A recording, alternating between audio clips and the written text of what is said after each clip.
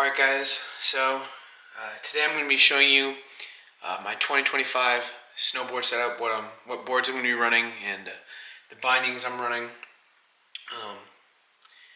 We got a new board, so we'll hopefully see how that rides this winter and such, but I'm also going to give a review on the boards that I have been riding for the past couple years and how I've liked them. So yeah, so my first board that I've probably been riding the longest is my Jones Explorer. It's a 159. I'm 5'10", so I'm slightly outgrowing this board, but it's a 159, and this for the past, I want to say 3 years has been my main board. I've ridden park, I've done rails, hit big jumps, I've done a lot of backcountry powder, I've done a lot with this board, and I've loved this board. It's pushed through everything that I've ever done. It's never given me issues.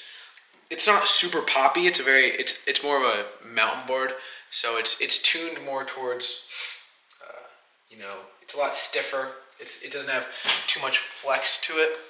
It's pretty stiff. It's also, it is semi-directional, I guess you could say, because the nose shape there, and then the tail shape here is round. So, but it's not meant to be a park board. It's not really meant to be ridden switch, but I do like this board.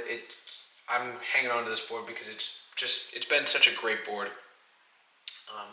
It's never given me issues. I wax my boards every season before I go out. The start of every season, I wax my boards, and I've loved this board. It's done a lot of good. It's been my favorite all-around board so far. So that makes up my Jones. My next board that I actually rode mostly only last season, which actually has some dirt on it, because I haven't wiped it down yet, but it's a Burton Deep Thinker is the board, and the bindings are Burton Cartel bindings. This board has kind of been, this board I rode it last year for the first time, and it's advertised as kind of an all mountain board, but it has some camber to it in the center. So this board does give a really nice pop to it. So I would ride this board a lot of times when riding my home mountains here in Virginia, when I'm just going out to play and riding around with buddies, because this is a 156, so it's a little bit shorter. It's a little more easier to toss around and do stuff with, and like I said, it's got that camber. So this board is so fun to just pop and throw around. It's not, I can't think of the word, but it is a directional board. As you can see with the tail there, the nose, and the tail over there, they are different. But I've loved this board. Excuse me. The bindings are different. Like, you can't run normal snowboard bindings on this. It does use its own special set of bindings. You see it has the tracks here, so you can quick adjust them while you're on the mountain, which I do enjoy, but for me it's not that big of a deal being able to quick adjust bindings. They're already pretty easy to adjust. But I've loved this board. The past year I rode it a lot, and it's been a lot of fun. It's definitely earned its spot. I don't think they make this board anymore, actually. I think it got it on sale. I like these bindings. They are a little, they're plastic, so they're alright. I will show you my other bindings in a second, but I really enjoyed this board. It's got some good pop to it. It's a very playful board. I love Burton. I've always ridden their boards. I got my Burton shirt on right now. But yeah, this is a good board. I've really enjoyed it. It's not as great for powder riding and stuff. This is more of like a head to your home mountain and mess around, just ride the groomers. I have ridden it through a little bit of powder and it does okay, but it's got that flex to it. It's got that camber. As you can see, more than my Jones, but it's a fun board to rip around on. It's shorter. It's 156, but I like it. It's a lot of fun. So now, let's see if I can get this board to go back in this holder. There we go. So I just got. This is my new board for the year. It is a Solomon Hillside Project. It is a freestyle kind of board, so it's actually got some camber to it. It's got camber to it, but it's also pretty stiff. Like it's very solid. Now the crazy thing is, like, so I was talking with my dad about this yesterday. So a lot of Jones boards, boards can be pretty thick, not that thick, but a decent amount. This board is so incredibly thin. It's insane how thin this board is. I don't know how. I mean, I give props to Solomon, but this is just such a thin board, and so, from what I could tell, it's such a high build quality. I've never ridden Solomon boards before. My dad has ridden them since he was 15. That was his first board, and he's always sworn by him. He said his Solomon would always be his ride or die board. But yeah, it's a special edition. It's called the Hillside Project.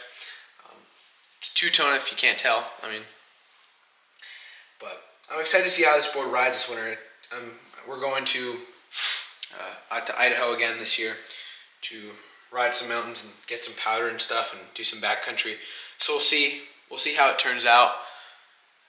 I'm hoping to get good results from it, because it's a really nice board. It has these almost like a float setting here. You could say you're binding so far back from the nose that you're almost right on the tail. This is a 163, so it's a little bit bigger than what I normally ride, but my 159 is getting a little small for me, my Jones. So yeah. I'll do a review at the end of this winter on how this board did. I'm excited. I'm going to ride it through park. This is going to switch to my main board, to be honest with you. So I'm excited to see how it turns out. I know they make good boards, and see if Solomon lives up to the name. The bindings that I'm running on this board, let me grab them. Oh, they're actually over here. I forgot about that. The bindings that I'm running on this board are my Union. I forget which model these are. These are the Union. I don't know if it says on them. Doesn't seem to say. The Union Flight Pros. I love these bindings with a passion. I've been running these bindings for 2-3 years now, and they've never given me any issues. I love the metal here. It's not plastic like on my Burton. They're metal. You can see I've hit my fair share of trees and rocks when riding backcountry and stuff. But these bindings have been so good. I've loved these things. I got them on sale, I'm pretty sure, actually. And I've ridden them ever since. These are by far my favorite set of bindings I've ever ridden. I've ridden Burton bindings. I've actually hopped in flow bindings before. I've hopped in, my Burton bindings, I've liked them. But I've always loved Union bindings. I think their quality is very good, especially for the price. They work just as good as the day I got them. I've never had any screws come loose or anything. They have a little plastic thing to cover up the screws when you put your plate in here. I always run my bindings at a 15 and 5%. So 15 on your front foot, 5% on your back foot, kind of like a power stance. That's how I've always ridden them, just because it kind of gives me better control over the board when I'm riding backcountry, and that's what I like. Here's my hardware for them, but as you can see, it's got the little plate to cover it up, which I really like. Kind of helps protect the screws and stuff. But I love these bindings. They're black and they go with pretty much everything. I mean, they've served me well. I have nothing bad to say about them. I love the little toe. I put this over the toe of my boot, and it helps. I really like it. It helps hold your toe in more, compared to some of the other bindings I've ridden where it just kind of goes over the front of your boot. I really like this style better because it kind of secures over your toe and kind of locks your foot into the board. The boots that I've been using for the past, I can't remember, past 3 years now are these Burton. They're Burton boa bindings. Let's see, do they have a name here? No, I can't find a name. But I've loved these bindings. I mean, these boots. Sorry. I don't know if I could ever go back now after owning a pair of boa boots. They're great. I remember the days of having to either lace my boots or Velcro them, and I mean, these just, you can get them so much tighter, and they're just so much quicker being able to just and be ready to ride. So, but they're a good boot.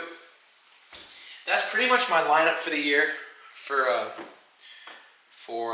my boards and boots and bindings. I'm still thinking about getting a new pair of goggles because I'm running a pair of, what are they? Let me see. I'm running a pair of, are these new?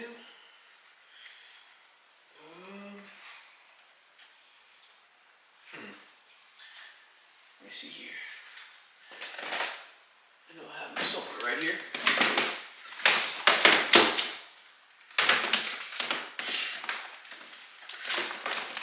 Oh yeah. I'm running a pair of gyros. I have the lenses popped out of them right now. Which lens was it? Not those ones.